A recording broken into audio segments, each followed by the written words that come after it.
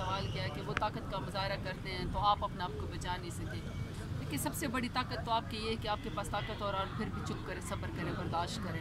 پاکستان تحریک انصاف کے پارلیمنٹیرینس کے آج غریبانوں میں ہاتھ ڈالا گیا اور KPK کے لوگوں سے آج جو سلوک کیا گیا, مطلب الیکٹڈ نمائندے ہیں اور وہ سارے وہاں پہ منسٹرز تھے, جس طرح ان کو آج سڑکوں پر گھسیٹا گیا ڈیالہ جل کے باہر.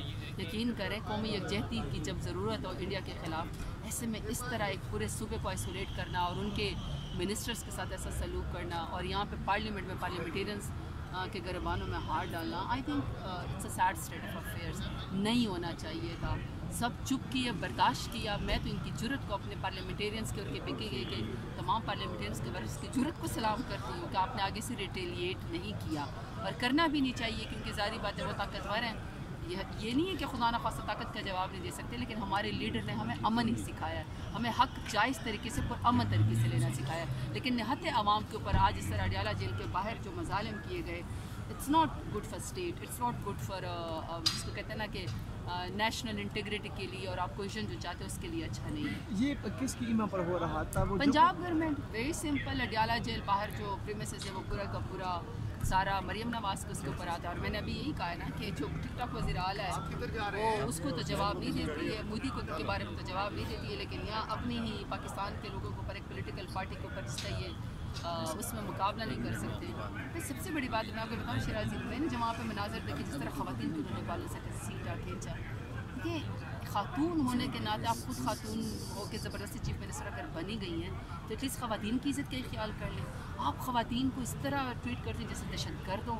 کوئی ان کو مرد جو ہے وہ اہلکار سر سے بالوں سے پکڑ کے گھسیٹ رہا ہوتا ہے, کوئی دھکے دے رہا ہوتا ہے, ہمارے آگے راستے کے کھڑے ہو جاتے ہیں کہ آپ لوگ آگے نہیں جا سکتے. ہم دیکھیں یہ کس قسم کے مناظر ہیں. تو یہ سب کچھ ہی نہیں کہ فارم 47 کی حکومت کی بات کے اوپر ہو رہا ہے, ایٹ لیسٹ اس سارے سسٹم کے بینیفیشری یہ لوگ ہیں. کیا یہ 9 مئی سے پہلے ایک اور 9 مئی تو نہیں کروانا چاہ رہے تھے آج؟ میرے خیال میں ان کے بہت سارے مضمون مقاصد ہیں.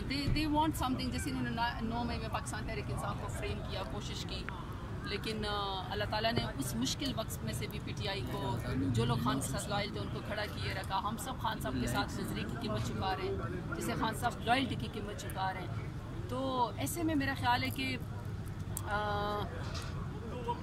نہیں ہے, مطلب ملک کے لیے جو مناظر ہیں یا جو ملک کے ساتھ اس وقت ہو رہا ہے, جو پارلیمنٹیرینس کے ساتھ ہو رہا ہے یا جو عوام کے ساتھ ہو رہا ہے, یہ بہت ساری ایسی چیزیں ہیں جس کے اوپر بندے کو یعنی تبصرہ کرتے ہوئے بھی عجیب سا فیل ہوتا ہے کہ یہ ہم کس حالات کے اوپر چلے گئے ہیں. کسی کی عزت ہی محفوظ نہیں ہے, کسی کا نظریہ ہی محفوظ نہیں ہے.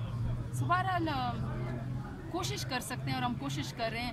ملک میں جینا مرنا ہے, ورنہ اتنی برداشت کسی کی ہوتی نہیں ہے جتنی برداشت ہماری پارٹی کی ہے. Thank you so much. Parliamentarians, workers, عہدیدار, پورا پاکستان خان صاحب کی بات پہ لبیک کہے گا.